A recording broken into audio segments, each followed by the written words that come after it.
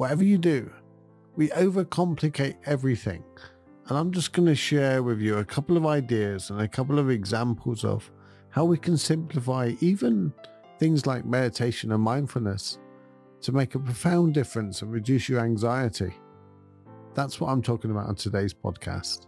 I'm Steven Webb, and this is Stillness in the Storms, the podcast that helps you to get through difficult times. Don't you find that no matter what you do with humans, we overcomplicate everything? And I went to the Scissors Advice ball last night. It was a blue and white ball, and I was sat next to my daughter, the mayoress, and the day before I went out and bought a nice new shirt and I bought a tie, and I thought I'll get a darker colour for a change because I'm normally in my white shirt. And I sat next to her and I was looking around at everybody. It's looking really nice and well dressed up. And then Jill, the person we were sharing the table with, turned around and stood up and went over and started doing her speech. And she said, "So nice to see so many people in blue and white." And I suddenly, the penny dropped. I never realized that the blue and white ball meant that we went in blue and white. And now I was in a brand new green shirt. And it just doesn't matter. But my mind immediately went to all these complicated reasons why, it was a terrible idea and how it went wrong and all these different things and the big story behind it and everybody in the room would know and all that. But the reality is nobody really cares. Nobody really minds. I'm sure nobody's talking about me turning up in a dark green shirt today. It's one of those things that, we overcomplicate everything. We make everything into a big, big story. And it's really, really frustrating because we don't even know we're doing it. And it's with improvements now. And while I sat next to Jill, we were talking about the budget and we were talking about the way people struggle and different things. And of course it came on to politics. And we were talking about the way life, it goes in these ways of being improved and all that. And I remember waking up with Trump becoming the president and Boris and Brexit and things like that. And I make no secret, I'm middle left wing. I don't agree with Brexit. I fear Trump ideology and I'm not conservative and all that. But I'm pretty much in the middle because I don't believe any of the sides have all the answers. And I think some of them have some of the answers, but nobody has all the answers. So we were talking and she gave a wonderful metaphor of the ocean. And she said, I'd like to believe that whenever things get really bad, it's a way of like the ocean going right out and doing a reset, and then we can come back and improve things. And I think that's what she meant. And perhaps I misunderstood, but that's what I took from the conversation. And I think Jill's absolutely right. I think that's the way I see things. I don't like it when things go wrong. I don't revel in the fact that things go terribly wrong sometimes, but I do try to see as quickly as I can. And I talk about this in my last podcast about finding the gap and then moving between what arises and how we deal with it. So I try to see in difficult circumstances as quickly as possible the gift. There's a gift in everything. I genuinely believe that. You've just got to dig deep enough to find that gift. And sometimes you see it really quickly. And it's really easy when things are a nice thing, when a change is something good, like a pay rise or something like that. The gift's instantly there and obvious. If you give someone a present, the gift's instantly there because you feel great. But when things go wrong, you don't often see the gift very often for some time later, until sometime later, simply because you've got your hair on talons up or whatever it's called. I don't know. But you're trying to deal with the situation and you're not really sitting back and thinking, well, do you know what? How can I make this situation work for me? And I often use the example of when I'm lying in my hospital bed when I first broke my neck. If somebody came over to me and said, "So Stephen, you're paralyzed. What are you going to do with it?" First of all, I think at the age of 18 years old, I think I'd have wanted to punch them. So, but the reality was that would have been the best bit of advice I'd ever got. Um, it's a way of going, okay, so these things happen. What do you do with them? And I think life's like that. You know, we have these real big waves at the moment in politics, in our lives with, you know, the war in Ukraine, which is just horrible. Such an unjust war, such an unneeded war. You know, it's okay. I'm not going to go there about the details about the war, but it's such an unjust war, I feel. But with the higher prices and the cost of living crisis and all the other things that go on, and on the back of COVID, we haven't really come out of it and we got a recession. So it's a pretty rough time for most people at the moment. Then the budget comes along in the UK that virtually is a giveaway for the richer people. So we kind of feel at the moment we're very much hard done by. So how do we deal with it? Well, we tend to go into this big elaborate story and complicate things. And it's not really that complicated. It is just what it is. And when we realize it is what it is, there's nothing we can really do about it. There's only how we can react to it. Then we don't have to complicate it. We don't have to make it into this elaborate big story. And when we realize that story doesn't have to be wrote and we don't have to keep going down that rabbit hole of the story in our minds and the conversations with our friends and things like that, we can just take a step back and we go, do you know what? Okay. Let's not overanalyze it. It's just a thought. It's just a feeling. It's just what it is. Now, just as a disclaimer, I'm not saying not being able to pay your bills, not being able to heat your home, not being able to choosing between heating and eating is okay. I'm not at all. I think it's such a terrible situation we're in. But what I'm saying is we need to deal with it. And I'm not in your circumstances. I don't know quite how you would deal with it. But overcomplicating it and making these things into this big elaborate story that the world's against me or something like that doesn't help us. And just in that moment, we get very anxious. So moving on to the moment more now rather than the bigger picture. But we overcomplicate even a thought. We have a thought and then we think, well, what's in this thought? Where did the thought come from? What do we do with it? That thought must be me. That thought must be part of a big story. It's not. It's just a thought. It's the feeling. It's the feeling. Yes, it may come from previous feelings. It may come from previous experiences. Very often it will. Almost always, okay, almost always it will. But that doesn't mean to say you have to do anything with it.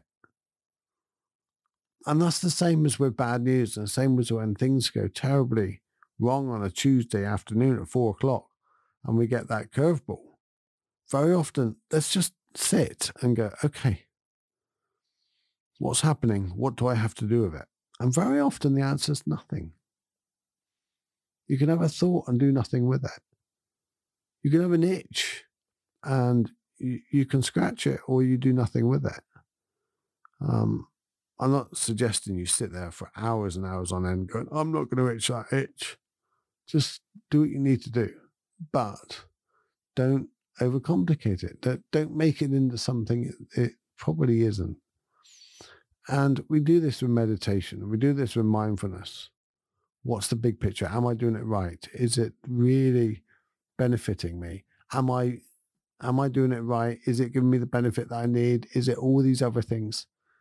And I remember with Jimpo, my teacher, I used to ask him week after week, this is what I'm doing. Am I doing it right? And he'd say, just sit down and shut the up.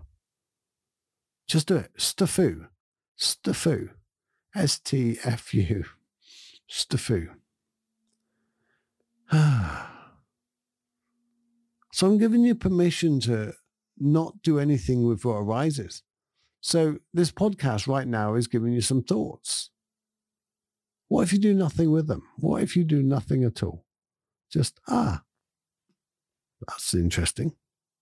Well, that's nothing. And this feeling of not having to do anything with it, it gives you gives you this ability to create space. And it's a meditation in itself. Just, the traffic lights are red. Okay. Time out. I don't have to find the gift even. Just, And that wonderful realization that you don't have to do anything with it. You don't have to react to every thought or react to every feeling. You just simply just be okay with what is. Whatever arises, love that. Not easy, but, it's possible. You hear some amazing stories of people in the most, diverse, in the most devastating, difficult positions, and they still have a smile on their face. They're still happy. They're still able to bring out the best in themselves. Not easy, really, really difficult. But we normally overcomplicate it with some big elaborate story of victimhood or where we should be doing or what we should be doing and all that. No, just take a deep breath. It is just what it is. And we can choose whether to do anything with it. And in choosing whether to do anything with it, consider whether you have to do anything with it. Do I need to react to this thought? Do I need to react to this feeling? Try it now. I'll go quiet for just a second or so and be aware of the next thought that comes up. Now, something funny will happen. The minute I go quiet, you'll have no thoughts for a second, and then you'll have lots of thoughts suddenly come, because the minute you bring a spotlight to your thoughts, they run away like as if spiders frightened of the air or something like that. I don't know what spiders are frightened of, the light or something. But the minute you shine a light on it, they'll run away. Your thoughts do a similar thing. So I'm going to go quiet and just observe your thoughts and just imagine not doing anything with them. Just, there they are.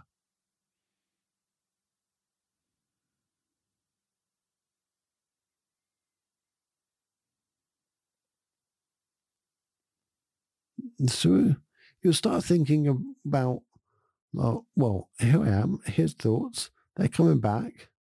Oh yeah, there was a blank moment. And all those different things you'll start thinking about. And it's just, you don't have to do anything with it. And what a relief, especially for anxiety or stress. I don't have to do anything with this nagging feeling. Then if it is something that you should be doing something about, do it. And then you can move on from it.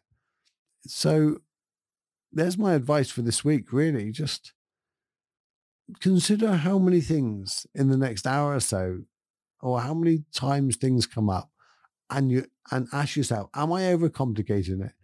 Do I need to do anything with it? And that's really comes down to your thoughts and feelings as well. Do I need to do anything with it? And you end up becoming the observer of them and being entertained and loving them. It's like, that's an awesome thought, or that's a weird one, or, I know where that feeling comes from. Oh, what an amazing feeling, or, not so keen on that one. So you become the observer as opposed to the thought or the feeling itself. And then you take control of them. And the more you take control of them, the more that the next ones will come along will be more what you like. And next week in the podcast, I'm going to talk about that. I'm going to talk about changing the negative feelings into more positive feelings, the negative thoughts into more positive thoughts. And it's not how you think it should be done. It's not how you've been told it should be done as a child. It's not a matter of just thinking positive, having more positive, happier thoughts. Far from it. That does not work. There's a very practical reason why it doesn't work. You cannot change what you got. It's like someone coming over and giving you a cup of tea and you're going, well, I want coffee. Then you can send that tea back and get a coffee, but you can't change that tea into a coffee. So you can influence the next one that comes along, but you cannot do anything about the one you got. Same with thoughts, same with feelings. So the next podcast is going to get a little bit interesting with that, about how we can really train our mind to start thinking in a more positive, happier way. But it's not done the way you think it should be done. I often speak about it, but it's the one question I get asked all the time. The way you explain how to have a more positive mind really does make a difference, and thank you. So it's about time I revisited that, and I'll do that next week on the podcast. But as for this week, my advice, just decide whether you have to do anything with it, and are you overcomplicating it? Just that. You'll probably find the answer is no to doing anything with it, and yes to overcomplicating it, because that's pretty well normal human behavior. And don't be down on yourself if you do it, because it means you're normal. It means that's real. That's, we overdo things. That's just humans. Collectively, we overdo things. See what we've done with the internet. This wonderful thing comes along where we can communicate worldwide, and we make it about the worst possible things half of the time. We exploit it in the most terrible way. We get a wonderful invention called plastic, and we exploit it in the most terrible way. All of these things, we do it all the time as humans, and then we start using it in the proper way that is helpful to mankind and things like that. Sometimes it takes a long time, sometimes it's very short, but, we're reevaluating the internet and the use of plastics, all those things. They'll be here to stay, but they won't be here to stay in the way that we did it initially. So there's my thoughts for this week. It's a bit of a ramble, but, do you have to do anything with it? Hopefully you get some little bits of nugget. If you do, email me. Drop me an email on my website, stevenwebb.uk. You can also go to there and link to my meditations. See my dyslexia coming in. My meditations and other such things like my other podcast, and you can get a guest pass to a brilliant app called Aura. And I don't get paid for this podcast or anything like that, but if you sign up with that guest pass, after 30 days, if you like it, no obligation, but if you like it, I will get part of the money for you signing up. So a huge thank you to that. But you can head over to stevenwebb.uk, click on the link, choose to do it or not, or just message me. Did you get any nuggets from this podcast? Did it help in any way? Does my podcast help? Do you listen to more of them? Just let me know. It'd be nice knowing. Because the funny thing in the world of podcasting is we do a podcast, we put it out there, and we very rarely get any feedback. I get the odd email, and I love getting them, and I read them all, and I reply to them all.